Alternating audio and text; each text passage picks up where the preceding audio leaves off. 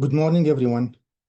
It's a pleasure to be here today as we explore the evolving landscape of project management in the Kingdom of Saudi Arabia and the opportunities it presents.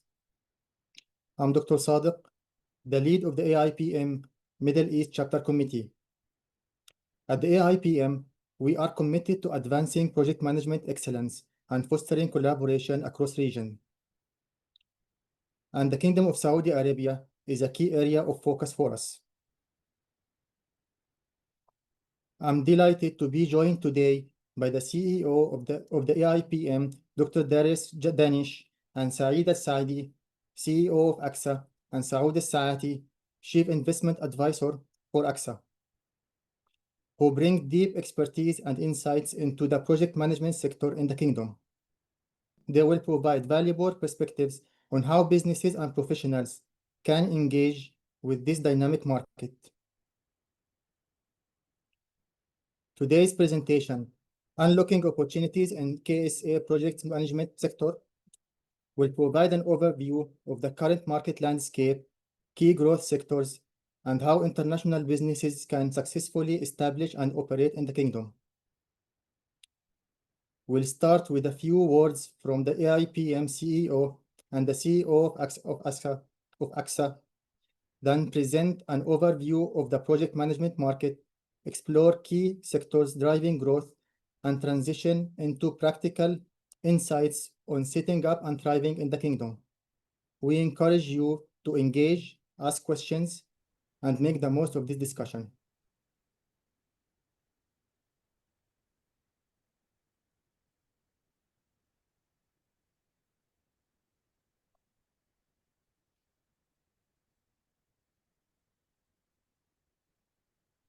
Thank you, Dr. Sadegh. Good afternoon, everyone.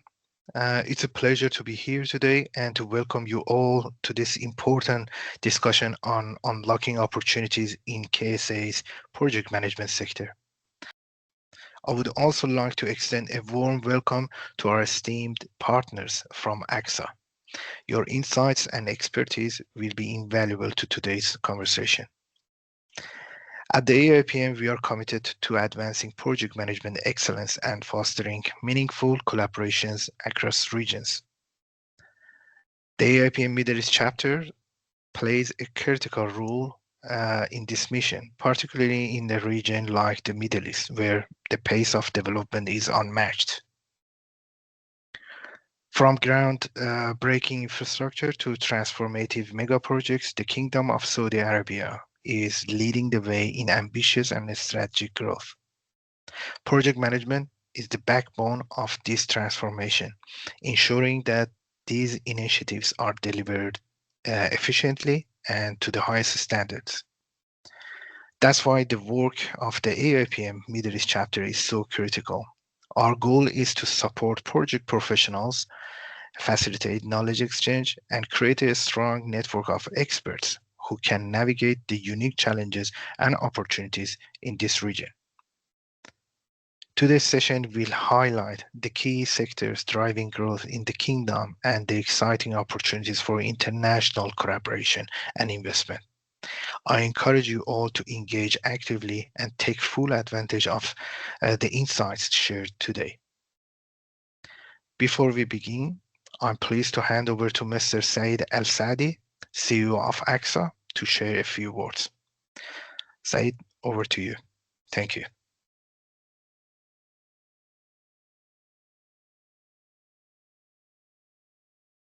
Thank you, Darius. Thank you, Ahmed. It's an absolute pleasure to be with you today and be with your large community of project managers who is making a change in Australia and beyond.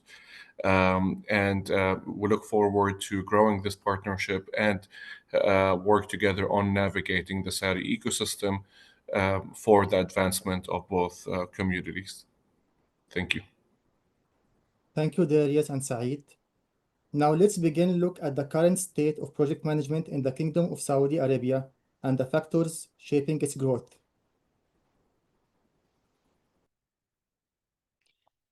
The Kingdom's ambitious transformation plan is reshaping the project landscape, aiming to diversify the economy beyond oil and develop a world-class infrastructure, tourism, and digital transformation projects. The government and private sector are investing heavily in large-scale projects across various industries, creating an unprecedented demand for professional project managers. The adoption of AI, cloud-based project management software, and agile methodologies is improving efficiency and project delivery. ESG principles are becoming a key part of project planning, with renewable energy, green buildings, and smart city initiatives gaining momentum. The Kingdom of Saudi Arabia is a home to some of the world's most ambitious mega projects. NEOM, a 500 billion futuristic city, is leading the transformation, while The Line and Qiddiya aim to redefine urban living and entertainment. While oil and gas remain critical, the country is also heavily investing in renewable energy with projects like the Sakaka solar plant and the Dumat Al Jandal wind farm. As a part of its strategy to attract 100 million visitors annually by 2030, the kingdom is building luxury resorts, cultural landmarks, and entertainment hubs.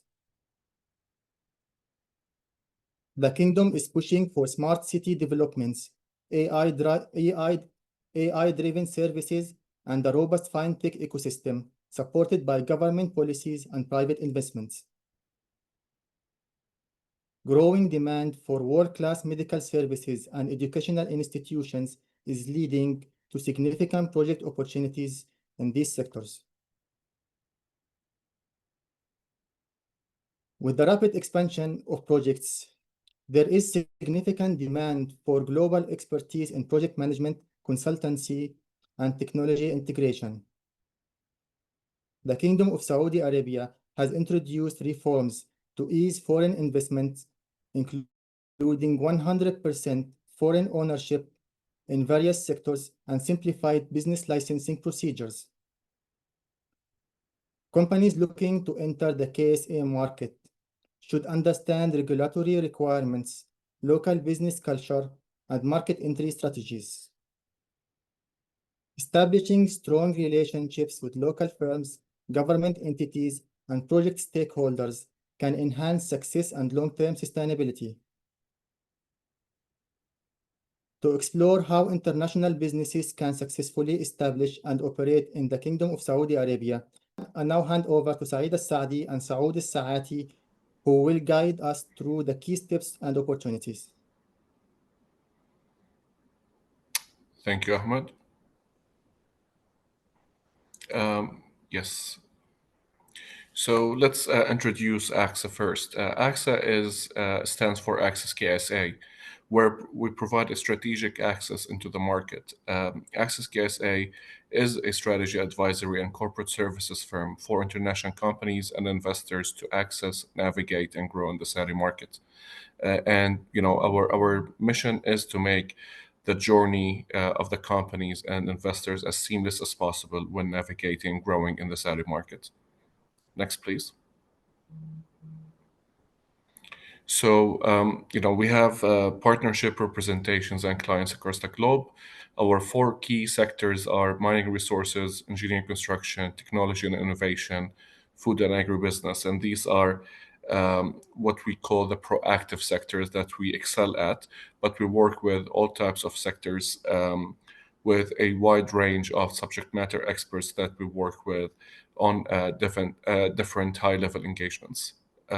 Next, please. So just a bit of introduction on myself. My background is in political risk and strategy. Personally, I spent 14 years in Australia before relocating back to Saudi Arabia in 2022. In Australia, I used to lead the Australia Arab Chamber of Commerce, the Australia Saudi Business Council, and I was the head of Middle East and Africa at one of the peak political risk advisories, TRICOM in Australia, covering the region. Now, my partner Saud, who is our chief investment advisor, he will be joining us a bit later in the call. Saud, till recently, he was an advisor to the Saudi Minister of Investment, His Excellency Khalid Al Faleh. Prior to that, he spent 15 years as a Saudi diplomat in different international organizations and countries, including the World Health Organization, World Trade Organization, and the United Nations. Next, please. So why Saudi Arabia? And I'm sure Saudi has been doing a lot of global headlines. Things, and we'll discover why during our talk today. So 6 main reasons why Saudi Arabia: ambitious reform journey, not seen probably in the modern history, the magnitude of the change and improvement that is happening on multiple levels. Expanding the quality of life for the Saudi community and the wider expat community to make it a place people want to stay, invest, and grow in. Young, skilled workforce, where 63% of the population is under 30. I would say even 70% under 35. It's a young, vibrant nation. Leading financial sector, as Saudi Arabia, for example, stock market is number 8 globally today and growing strongly. Game-changing opportunities in every single sector you can think of. There is a big reform and a big opportunity, and small opportunities as well. So Saudi is catering for the global entrepreneurs, investors, project managers, and change makers. Strategic global location, and it's actually a very strategic global location, which we'll discover down in the presentation. Next, please. So Vision 2030, what are the pillars and key metrics? The 3 main pillars are fostering a vibrant society, building a strong, sustainable economy, and nurturing an ambitious nation. Next, please. So with Vision 2030, now we are talking even beyond 2030. His Royal Highness the Crown Prince of Saudi Arabia, Mohammed bin Salman, was asked in one of the interviews, what's beyond 2030? And he answered by 2040, 2050, and 2060. So 2030 is a start, not an end of a journey. So it's a start of a journey where Saudi will be reforming and hosting many of the global events. As today, we have Asia Cup 2027, Expo, the World Expo 2030, and the World Cup 2034, which sets a much bigger goal towards and after 2030, and there is a lot in the pipeline for way beyond 2030. But going to 2030, sorry if you stay on the slide. So a lot of the KPIs for 2030 have been met already and have been updated. And it's always evolving and being upgraded towards what is achievable and beneficial. So pre 2016, Saudi dependency on oil and fossil fuels used to be almost 90%. Today, we're talking less than 65%. Non-oil sector is growing and booming exponentially on multiple levels. So in ease of doing business and competitiveness, Saudi is placed at number 17th with $113 billion in trade balance surplus for 2023 and increasing with the globe. Next. So Saudi is ranked in the 31st e-government indicators with a jump of 12 places last year. 58% of the public sector, 58% of the GDP is from public sector, 42 from the private sector, and that reflects the importance of the private sector and what's happening. 50%, and this is the aim, which they're very close in 2025, by the end of 2025, of having a 50-50 balance between oil sector and non-oil sector contribution to the GDP. Next. So in Vision 2030, some of the key investments. You have $330 billion allocated in the budget for 2024, 337 increase in FDI inflows in Saudi Arabia since 2017. And this is very important to mention. A lot of us have been hearing about trillions and billions of dollars of projects. Something all of you need to understand, that Saudi Arabia is mainly putting the seed money for those projects, but depending highly on public-private partnerships, on foreign direct investments, on contribution from the private sector, and many different models they're exploring to maximize and enhance the opportunity for foreign investors and local investors in partnership with the government in growing the huge ambition that they have. We have $860 billion in public investment fund assets under management 2024. 2025, there I believe 950 something dollars, closing to by the end of the year we're close to $1 trillion in managed assets for the public investment fund. But the target is to reach $2 trillion by 2030, making it the largest sovereign fund in the world. $440 billion in foreign assets reserves, $7.2 trillion investment target by 2030. A lot of people doubt this number, discuss this number, but again, that goes not only to the government spending, but for the local, international partnerships that are happening and opening Saudi as a global stage for investment and change making. Next, please. So why Saudi Arabia? Again, massive potential with $2.5 trillion untapped minerals underground. Mining is being looked at as the third pillar, the new third pillar of economy, according to Vision 2030. Australia is a huge country in mining, and I think it's the best where it comes to mining technology and expertise.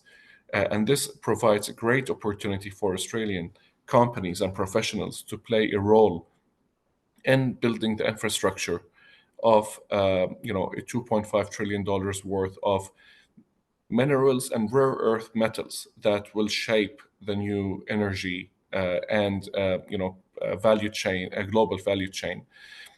Where it comes to mining, Saudi Arabia is not only looking to extract those minerals and export them, they're looking to build a whole value chain around it, upstream, downstream, and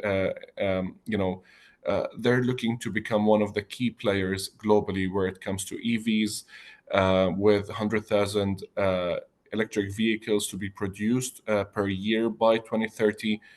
Currently, there's 3 electric vehicle companies, Lucid Motors, Seer, and a new third one will be announced soon. And Saudi, with their global partnership, they're looking to become one of the key players where it comes to EVs, for example. We have $450 billion industry, energy, mining, and logistics sector managed by NIDLIP. It's the National Development Logistics Program, which will reshape those sectors to become more competitive and more of a global player and partner globally on those sectors. $224 billion are invested in healthcare spending over the next 5 years from public and private sector. Healthcare, that goes back to the pillar, one of the main pillars of Vision 2030, which is quality of life. And this is something they're very keen to improve, and we will discuss more about it in the coming slides. We have $100 billion in petrochemical investment planned by Aramco over the next decade. As Saudi is one, through SABIC especially, is one of the main key players globally where it comes to petrochemicals and petrochemical products. We have $64 billion in arts, tourism, and entertainment to be invested in the next 10 years. $50 billion education sector budget allocated in 2021. And since then, this budget has been increasing as education is their biggest investment in their human capability Again, going back to a important fact that 70% of Saudis under 35, which make it again a young, vibrant, ambitious nation that deserves the best education to be able to serve their country and the bright future we hope for. Next, please. So we tapped previously on strategic location, and this is why it's a strategic location. So if you look on the map where Saudi Arabia is, and it's 4 hours to more than 50 fast-growing markets, 6 hours to over 40% of the world's GDP, it's within 6 hours, and 7 hours to over 80% of the world population. Easy to access to 3 continents within few hours. Sorry to say that I was just speaking to Darius. For a flight between Sydney and Perth, it would take you more than 4 hours, while in here 4 hours is enough for you to cross Middle East, Africa, and Europe. And this is how we are interlinked in this part of the world. 14 international airports across the country.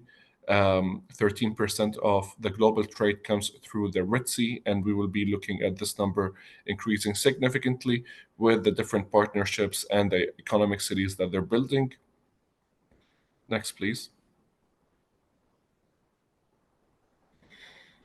So this is more on the infrastructure. You have 5,590 kilometers of railways, and railways is being upgraded and connected all over the GCC to have a complete ecosystem of railways between the different GCC countries to ease transport, trade, and partnerships.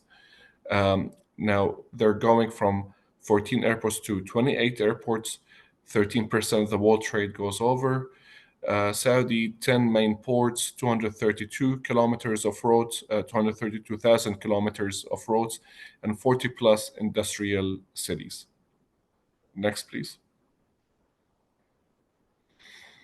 So now this slide tells you more on the incentives and support.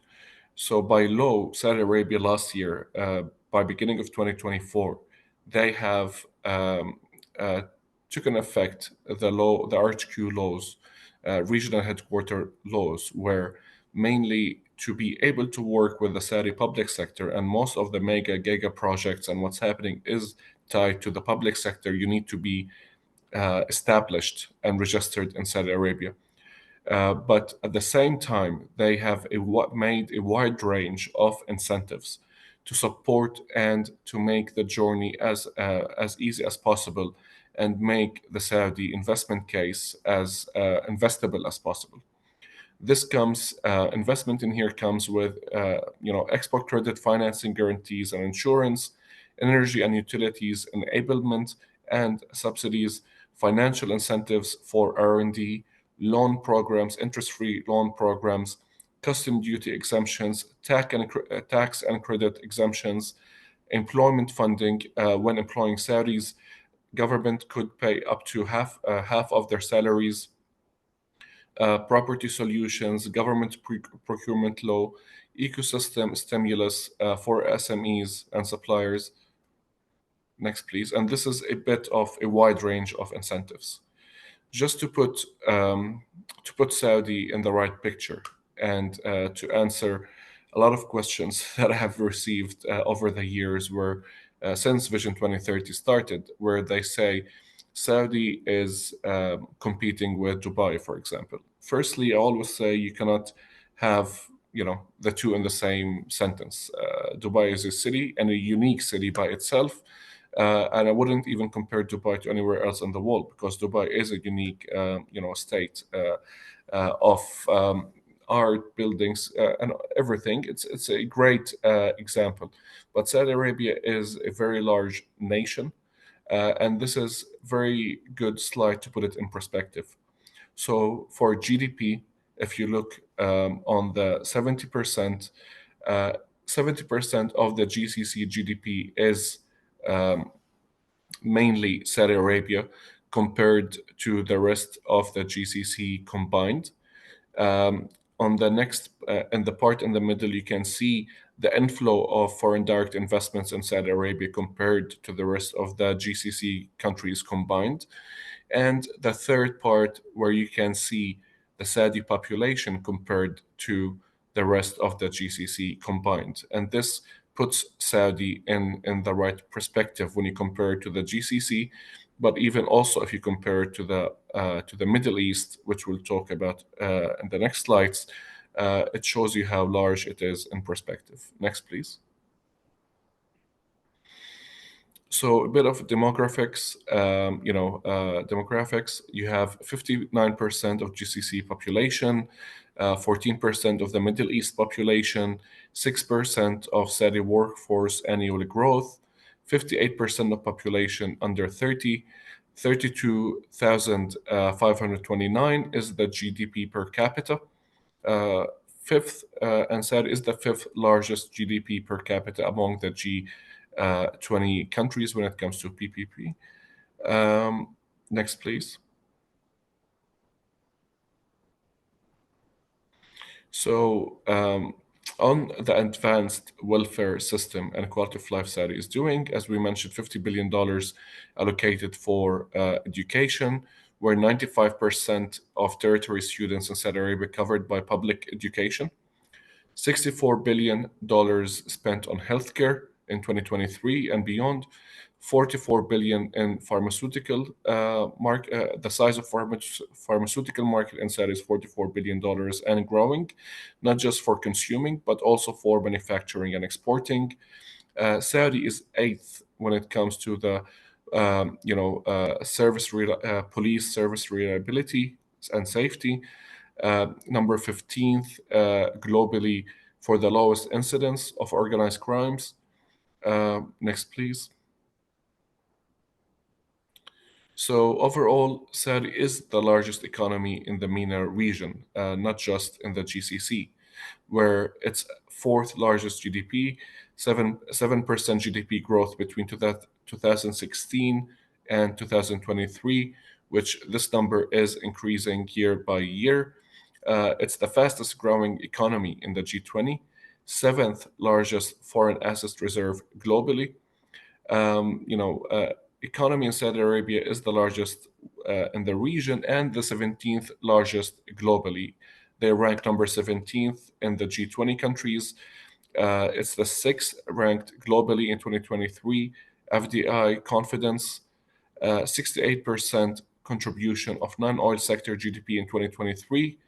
And this highly depends on service, finance, insurance, retail, real estate, and construction being top contributors in the non-oil sector economies.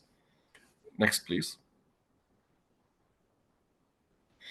So this is a good map to show you some of the mega giga projects that all of us have been hearing about in Saudi Arabia.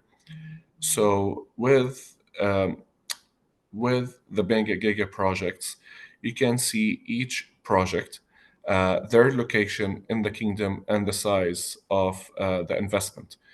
The investment opportunities in Saudi Arabia, the mega giga projects, the economic cities, and industry zones are valued around $7 trillion in investment, with NEOM leading it in $1.5 trillion worth of investment. Now, as Ahmed mentioned earlier, $500 billion, that's the prioritization and reduction. Overall, the project is 1.5 trillion. A lot of us have been hearing about the Line project. The Line project is a little neighborhood in NEOM, part of the NEOM project. The first phase will be $500 billion at NEOM, but the complete picture that they look forward to reach is 1.5 trillion.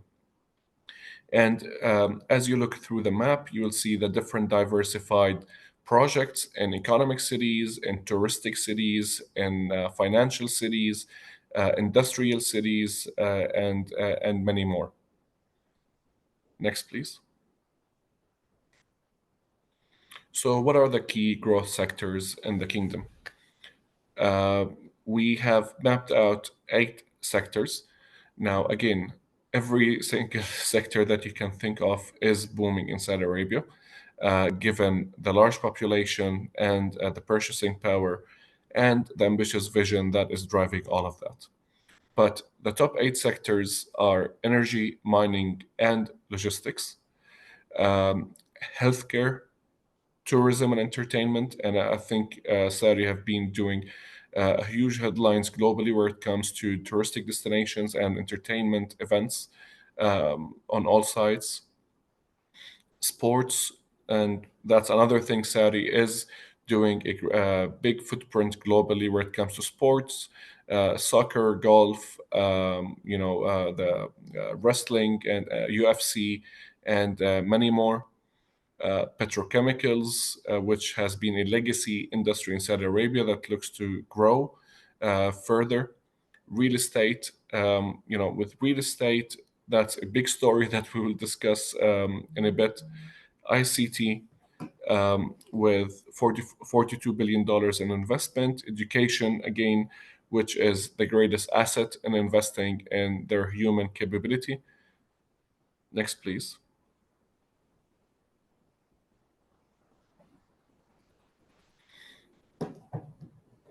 So the key industrial development initiatives are outlined in 3 aspects. You have the National Industrial Development and Logistics Program.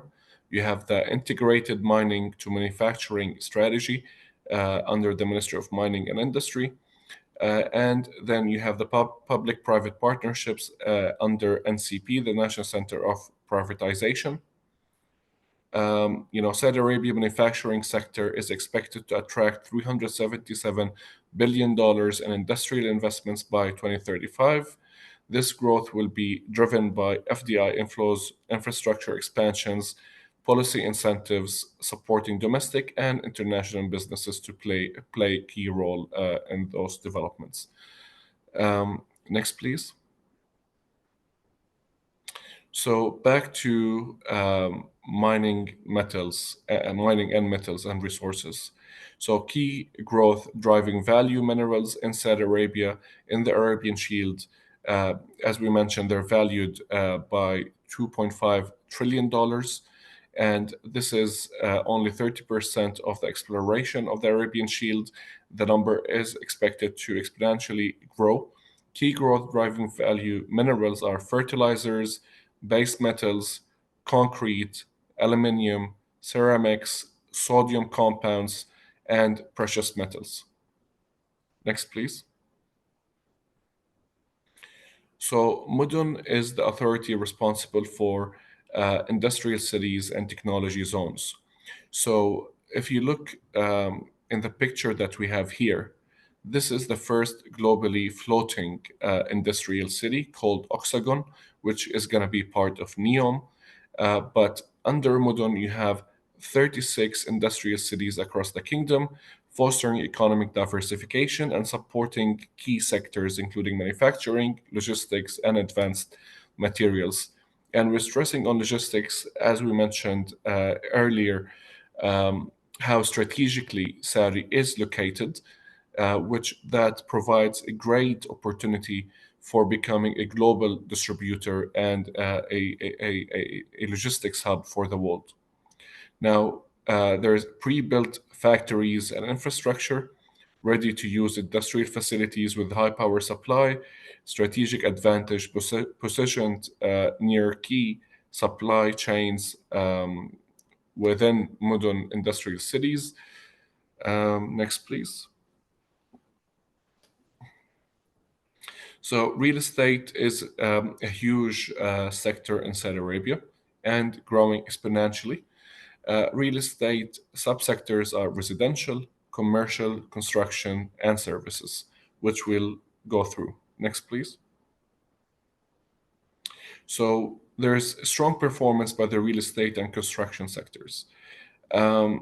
Just to put things in perspective, if you compare a hotel room per night in Dubai, for example, and if you're staying at the Fairmont or Four Seasons or one of the 5-star hotels, the average price you'll be looking is between 500 to 700 dirhams.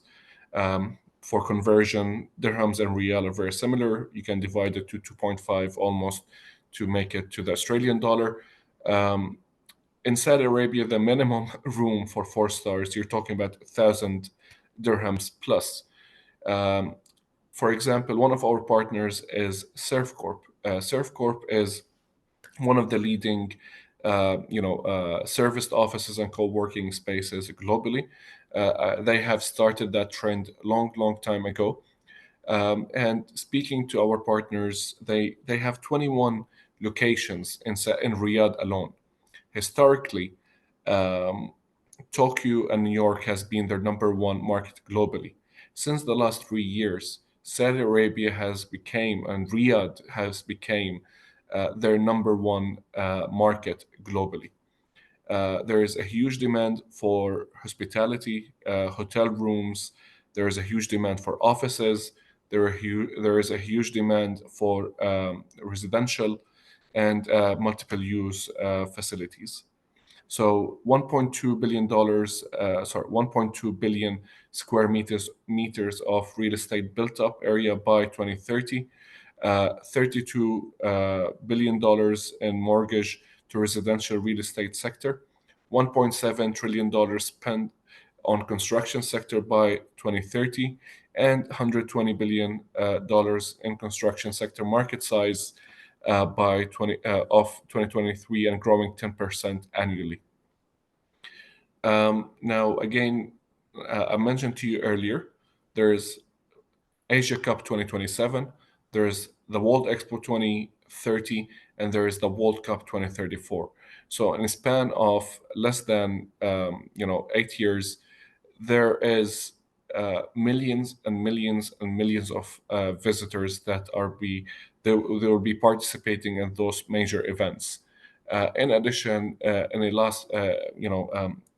a recent publication, Saudi have received almost 100 million visitors just last year, and this number is looked to be growing significantly, given of the projects, the events, and the different summits, conferences, and world-leading exhibitions that are happening in the kingdom. Next, please. So with residential, we have 1.5 million planned housing units to be built by 2030, $43 billion current annual market size, $41 billion in current contribution to the GDP, 70% increase in home ownership by 2030, 7.5% projected annual average growth, and 38,000 plus direct jobs to be created from the residential aspect. Next, please.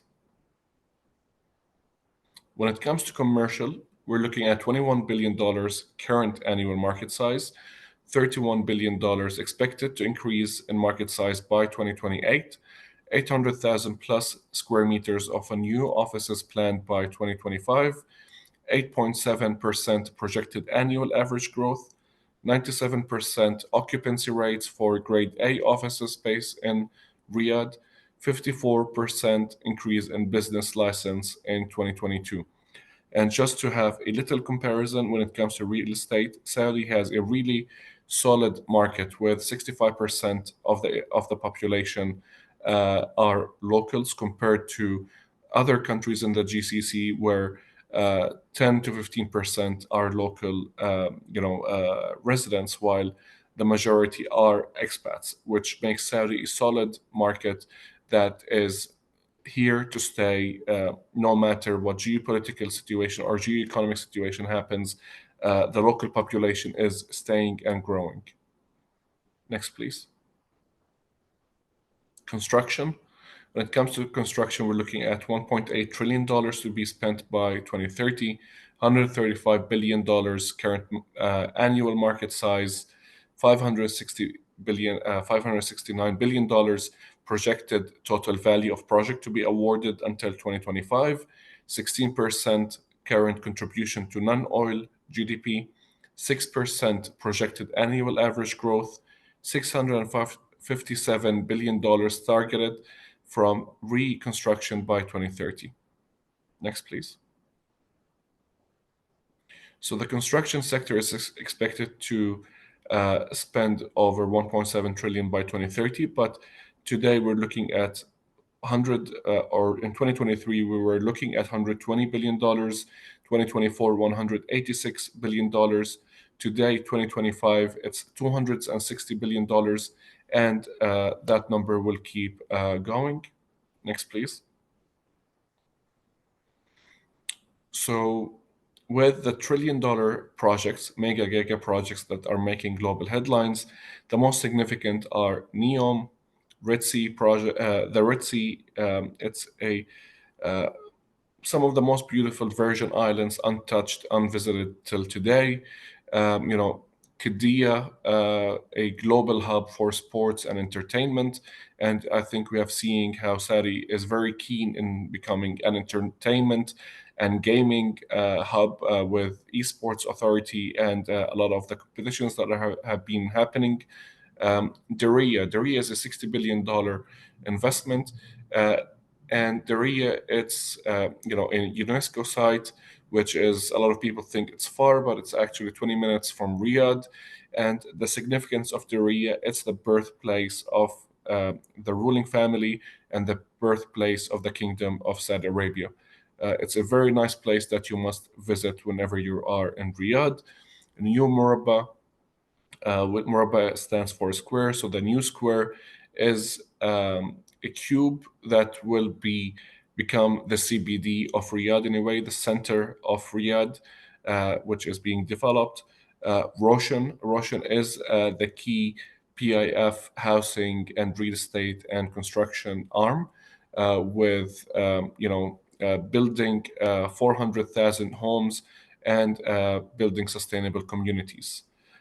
We have King Khalid International Airport, with 120 million travelers annually, and they're looking to expand it to become the large one of, if not the largest airport in the world. We have Jeddah Central with modern residence and hotels, and Jeddah Downtown, which is a very significant part of the Saudi history and journey, and of course Al Ula. Al Ula is a 7,000-year dynasty that is archaeologically place that hasn't been discovered fully yet compared to the rest of the world, which keeps it very exciting to watch and see what's next. Next, please. So, to achieve the ambition, advanced methods of construction are being piloted in Saudi Arabia, and a lot of those methods they are applied now. But Saudi is always and always and always looking for newer methods to improve and fast track what they're doing. So 3D printing, advanced prefabricated construction, advanced materials, advanced softwares, robotics and drones, and sustainable solutions. Next, please. So the potential of the real estate sector rests on strong market fundamentals. Real estate transactions valued in 2023 reached 193 billion riyals. Demand for real estate service is distributed across the principal sectors: $50 to $70 billion in brokerage service, 60 billion riyals in interior design engineering. Current market size, expected to reach 156 billion by 2030. 94 billion riyals, in facilities management. And PropTech is offering cross value chain with over 50 startups currently in KSA, and this is something that is a key focus for the kingdom. Next, please. So, investment opportunities pipeline: urban development, real estate development, government building developments, and we're looking in $10.8 billion in urban development, for $405 billion in real estate development, and $278 million in government building developments. Next, please. So market entry pathways. This is the part I would like to introduce my partner and colleague, Saud Al-Saati. Saud, thank you for being with us. And if you could please take our audience in the different market entry pathways and tell them a little bit on your great experience where it comes to setting and designing those policies and journeys. Thank you. Thank you very much, Saeed, and welcome everyone. My name is Saud Al-Saati. I was an advisor to His Excellency, the Minister of Investment in Saudi Arabia. I was lucky to be in the kitchen for the last few years in Saudi in terms of investment. So how can anyone enter Saudi Arabia? You can either enter through joint ventures, direct investments, FDI, exporting. We also have the licensing and franchise model, a wholly owned subsidiary or a branch for an international company, and the merger and acquisition.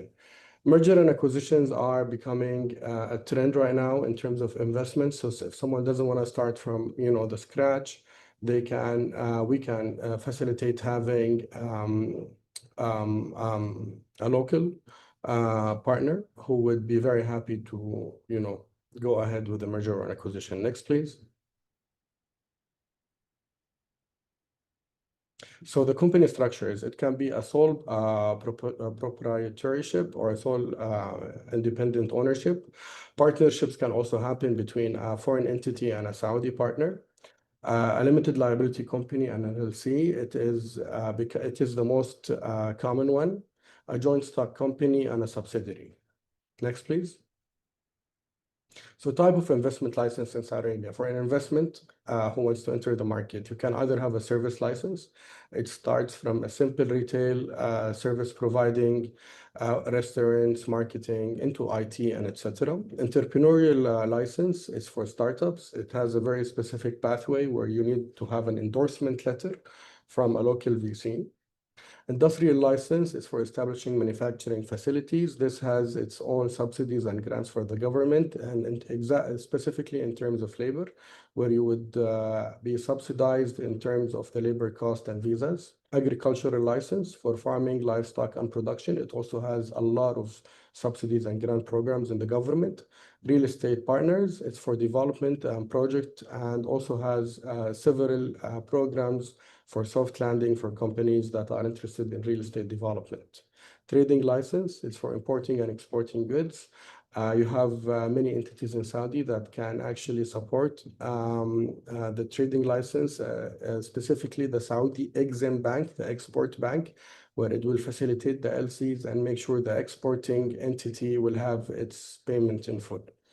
Mining license for engaging in mining activities. I know this is a big thing in Australia at the moment, and we welcome every mining company. There are many sites that have been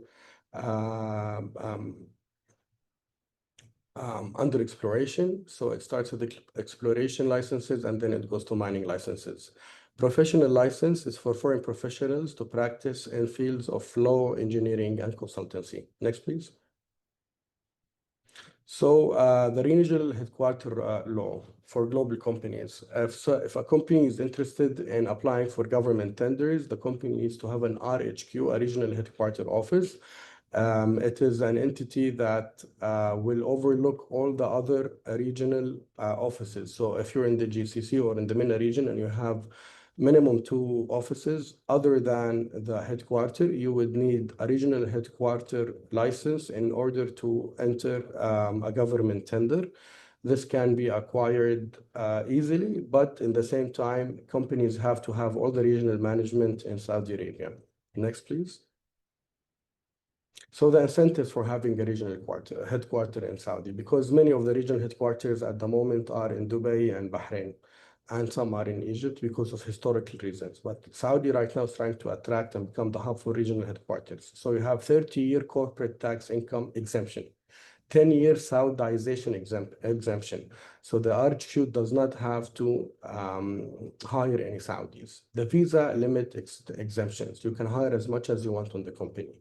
Waiver of professional accreditations. So if someone is coming and he has a specific profession, usually in a normal commercial license, they would need accreditations. But if they're working in the RHQ, they wouldn't need due to the fact that it is high management. that are usually under the RHQ license working. Expedited expat work visas, so it will be issued very quickly, the visas for any person that wants to come and join the RHQ. Spouse work permits and dependent age extension. Usually in a commercial license, if someone is working in Saudi, the spouse will only have a dependent visa. Right now, if they work in the RHQ, their spouse can have a working visa. And eligibility for premium residency, similar to the golden visa in Dubai. Premium residency allows the resident to own houses and to exactly become and have all the rights as Saudi except the passport. Next, please. So the commitments, what do companies need to commit after they open the regional headquarters?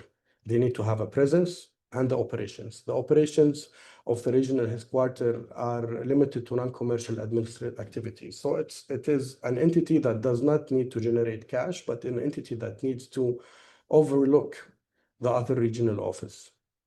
And commercial operations are managed by the company's affiliates. So for example, and we have this happening for cybersecurity companies that open in Saudi, they have distributors. They're only the vendors. So they open an RHQ and they provide licenses to vendors that enter into Saudi distributors that enter into and apply for government tenders. So it's a perfect win-win situation where a company will be only giving services in terms of maintenance, licensing, R&D, etc.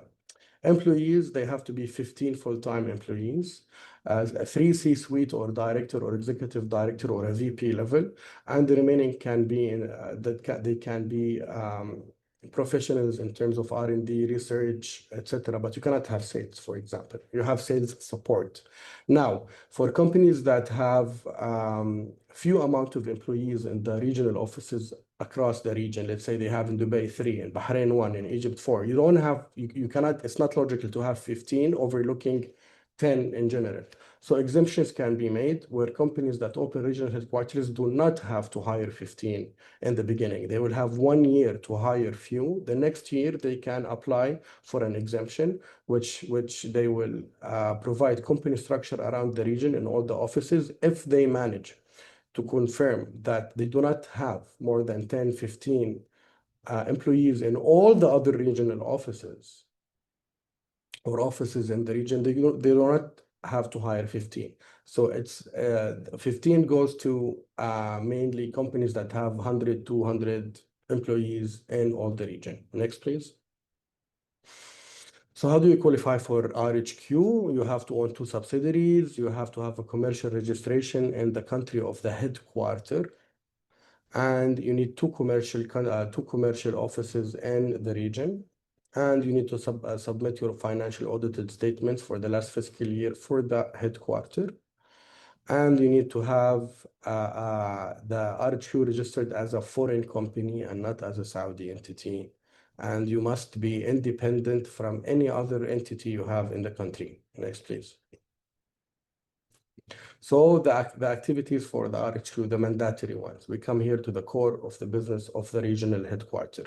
You have to be doing business planning, budgeting, business coordination, identification of new market opportunities, monitoring the regional market, marketing plan for the region, operational and financial reporting. This happens as an umbrella for all the offices in the region. While the strategic direction will be to formulate and monitor regulatory strategy, coordinate strategic alignment, embed products and the services in the region, support acquisitions, mergers, and divestments, review financial performances. I would love to give a live example for this. So for pharmaceuticals mainly, big pharma, they have distributors, but they have something called the scientific office. The scientific office is responsible for registering new drugs at the Saudi Food and Drug Administration. They give the support material and education in the market for their new treatments. They do all R&D, they do financial planning, they do all the observatory work, and they choose their distributors, etc. So the foreign entity will come as a supervising entity in case they have distributors, local distributors. Next, please.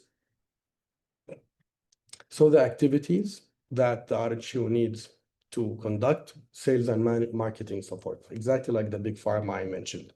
Human resources and personnel management, trading services, financial management, foreign exchange and treasury central services, compliance and internal control, accounting, legal, auditing, research and analysis.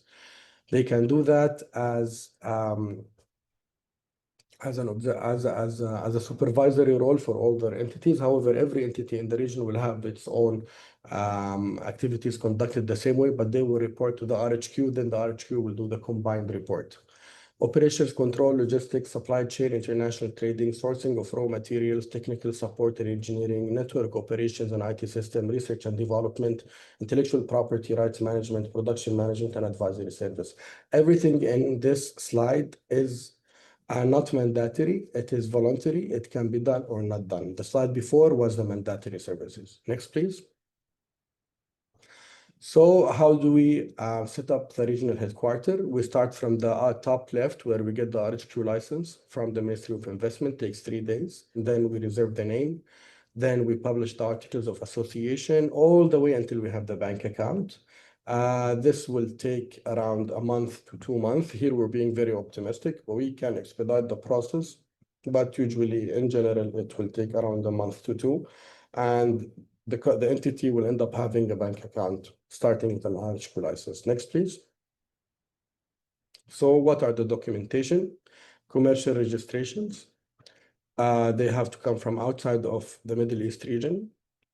If the company is not listed in global, had a copy of the Global Corporation Articles of Associations. So the owners, they have also agreed to opening the RHQ. Must be in English or Arabic, and translation can be done. Audited financial statements of the last financial year. What about the subsidiary documentation? So that's for the headquarters. We need 2 commercial registrations and from any entity globally, excluding Saudi Arabia. Documents must explicitly show a connection to the Global Corporation. If the connection is not evident, and they are not listed in the Global Corporation's financial statement, a copy of the Global Corporation's Articles of Association must be provided to establish the link. It also has to be in English, and Arabic can be translated into. Next, please. So doing business in Saudi Arabia, understanding culture goes along the way. So there are ways that we would love, those are a few things that we would love to introduce all foreign direct investments and every person seeking investment in Saudi. Greetings. It's a standard handshake for men. Observe whether woman offers a handshake first. If she doesn't if she doesn't offer a handshake, you can nod your head. Greet everyone by seniority and from the right to the left. Timekeeping, flexible approach in meetings, expect delays and adapt to local timing influenced by prayer times. So if you have a meeting at 10, come 15 minutes to 10, but don't expect it to start at 10. It might start 10:05, 10:10. Small talk and taboos, engage in small talks about family, business, and culture. Avoid sensitive topics like politics and religion. Business meeting, be patient during silent period. Meetings are conducted in English, but Arabic may be used for sensitive points. Everyone speaks English in Saudi Arabia, so rest assured you will be understood and able to communicate with everyone. Body language, adapt to nonverbal communications. It's a key in final negotiations. Direct rejection is very rare. No one would reject directly. People, if they want to reject, they will tell you, we will talk later, and they might just go, AWOL.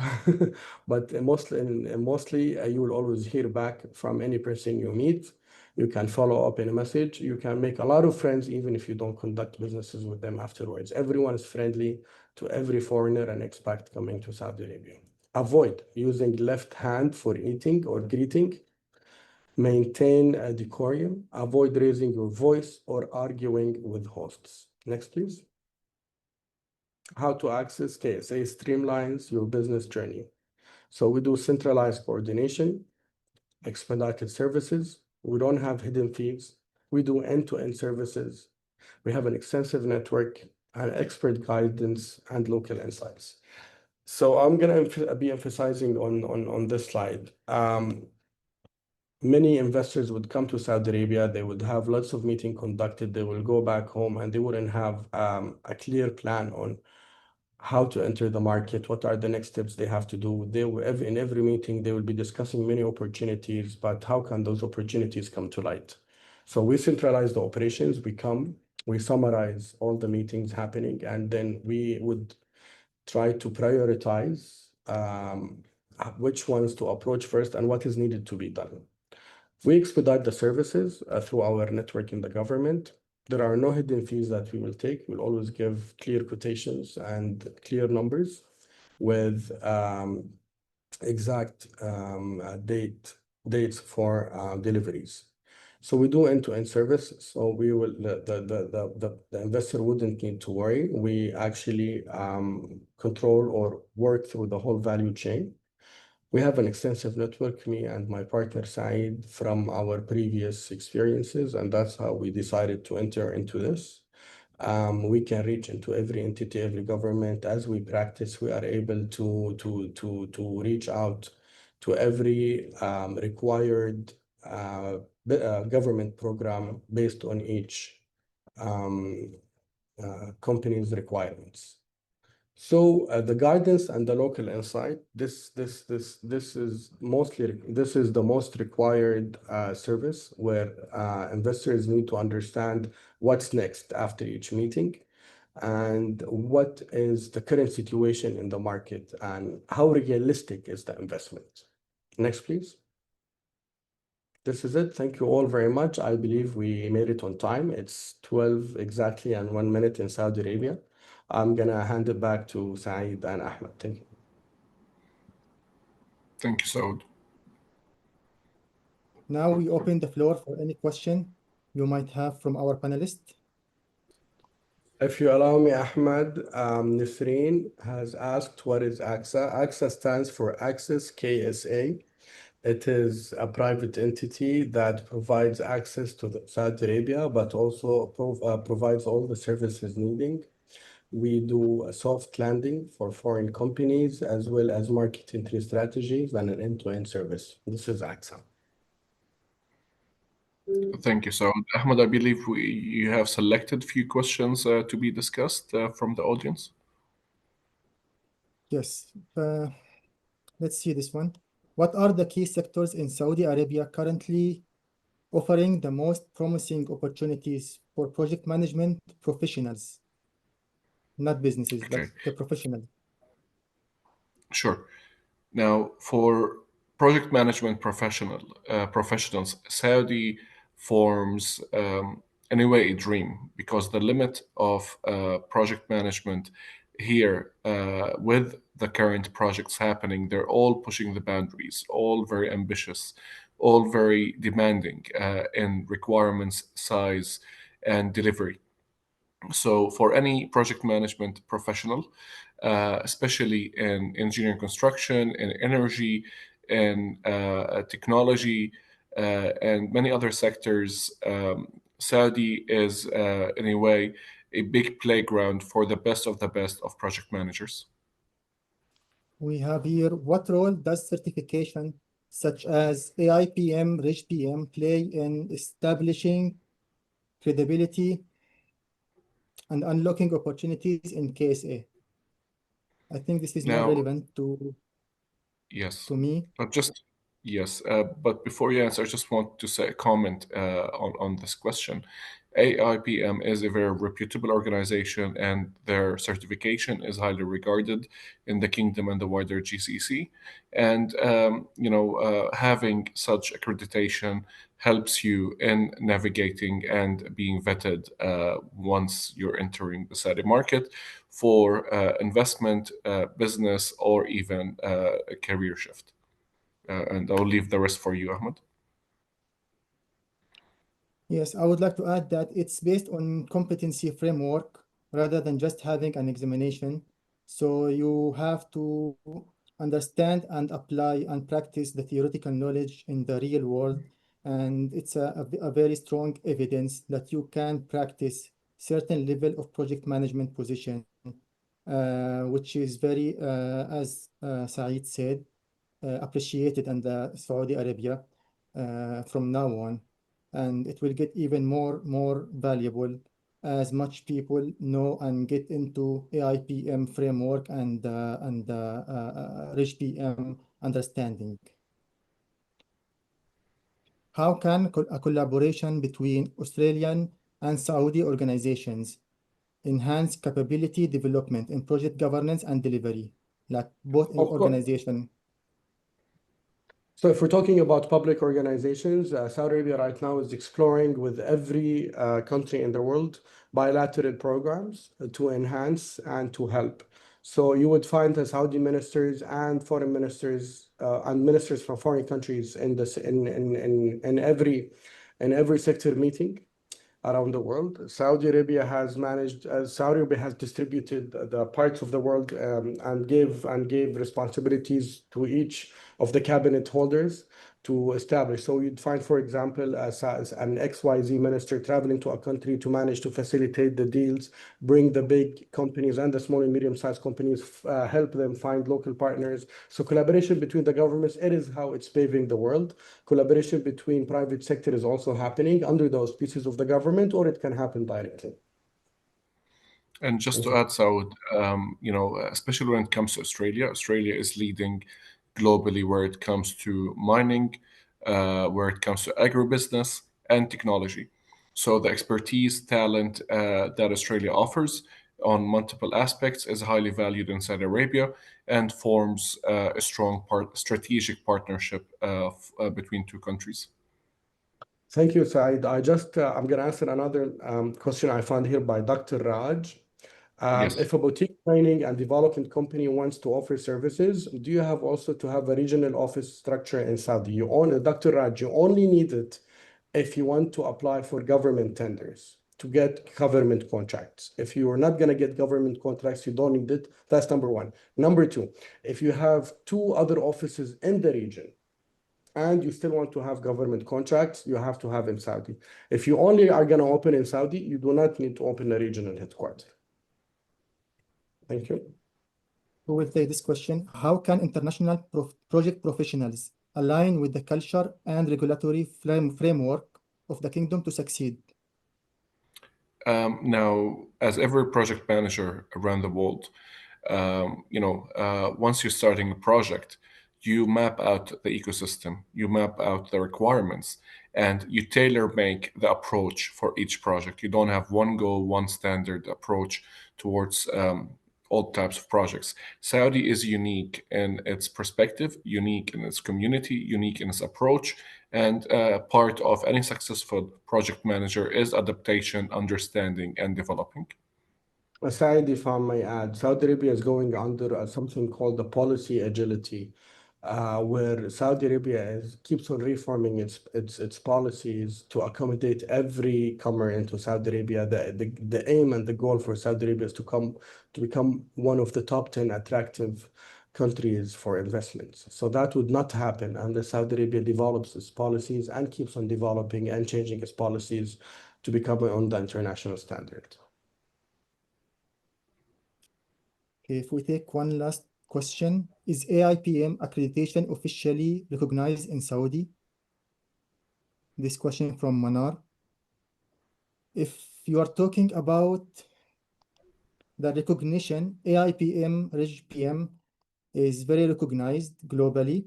It's an evidence and proof that you are able to practice this profession in any place in the world, because this is an international framework, not only based on Australia. It can be applied on any other country or geographic area or type of projects once you have that accreditation. Okay, the last one. What are some of the strategic challenges faced by organizations delivering major projects in the Saudi Arabia, and how they can be mitigated? Is there any like regular strategic challenges or that should be expected when someone is relocating or opening a business in Saudi Arabia for delivering major projects? Depends on what you mean by major, but what we always advise investors when they come is to have a thorough review, and we can conduct a thorough review for all the challenges and help that mitigate those challenges. I believe, as I mentioned, Saudi has this policy agility program where they change to combat all the challenges. So far, A few years ago, we had only 6,000 foreign investors. Now we have 60,000 foreign investors as of 2024. 60,000 foreign companies open in Saudi Arabia. I'm sorry, 40,000 foreign companies open in Saudi Arabia. This is a huge jump that actually reflects on the ease of doing business in Saudi Arabia. Some companies might face challenges in specific sectors, but those challenges are always heard by the government and always overcome. Some of the few things that are happening right now with the huge amount of expats, for example, are schooling for the kids. And Saudi Arabia is opening more than 10 international schools by next year. So this problem has been combated, international schools. So when professionals come with their families, they will always have right now schooling for the kids, residential spaces. Right now, Saudi have, as Said mentioned in his slides, Saudi is building a lot of residential plots. So few of the challenges when we jumped from 6,000 to 40,000 are now combated. So in 25, 26, those challenges are gone. Compare people when they come and the professionals when they come, they will be able to have an easy life and all the services will be available. There was a huge jump in the amount of the people flow into Saudi. This is remaining, and this is actually expediting Saudi Arabia's need to develop the real estate sector, educational sector as the two core sectors for living in Saudi Arabia. In terms of, for example, manufacturing, it is actually one of the easiest sectors where programs are in place and expedited help and services and grants are there. Healthcare is in Saudi right now centralized in 3 regions, but there are health cities built in the north and the south. There are many possibilities and investments there. Agriculture and food remains always a main necessity for Saudi. Saudi is self-sufficient in dairy products, yet Saudi Arabia has to import the fruits. But Saudi Arabia actually plants and harvests its own vegetables. So there are no problems in those sectors. Services have always existed since the 70s and 60s and 80s. And we keep on developing new approaches to accommodate everyone. Thank you. I think that's all for the questions today. Thank you all for joining us today. A sincere thank you to all our panelists, and in particular to Dr. Daris Danish, CEO of AIPM, Mr. Saeed, CEO of AXA, and Mr. Saud, for generously sharing their valuable time, insights, and expertise during today's session. Please continue to visit the AIPM website for updates on upcoming webinars, training opportunities, and events. We have many more exciting sessions planned and look forward to welcoming you again soon. Until next time, take care, and thank you once again for being a part of the AIPM community. Thank you all. Thank you, Ahmed. Thank you. All the best. Thank you. Goodbye. Goodbye.